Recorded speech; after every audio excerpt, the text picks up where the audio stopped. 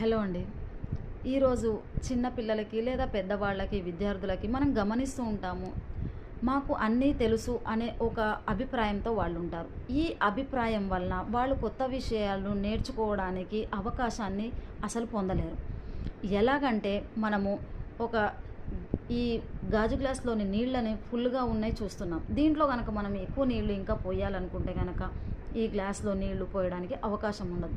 సరిగ్గా ఇదే విధంగా మనం కనుక మనకు అన్నీ తెలుసు, మన బుర్రలో అన్ని విషయాలకు సంబంధించిన జ్ఞానం ఉంది అని ఎప్పుడైతే భావిస్తామో, అప్పుడు ఎవరైనా కొత్త విషయాలు మనకు చెప్పదలుచుకున్నప్పుడు మనం వాటిని స్వీకరించడానికి రెడీగా ఉండము. దీనివల్ల మనము జ్ఞానాన్ని, కొత్త విషయాలను తెలుసుకునే అవకాశాన్ని కోల్పోతాము.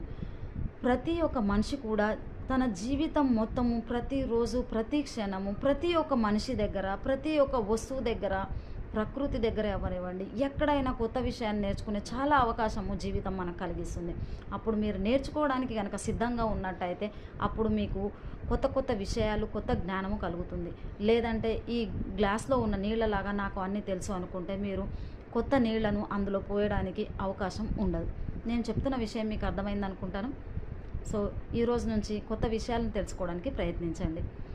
నా యొక్క వీడియోలను చూడడానికి యూట్యూబ్ ఛానల్ని సబ్స్క్రైబ్ చేయండి, లైక్ చేసి షేర్ చేయండి. థ్యాంక్ యూ వెరీ మచ్ అండి.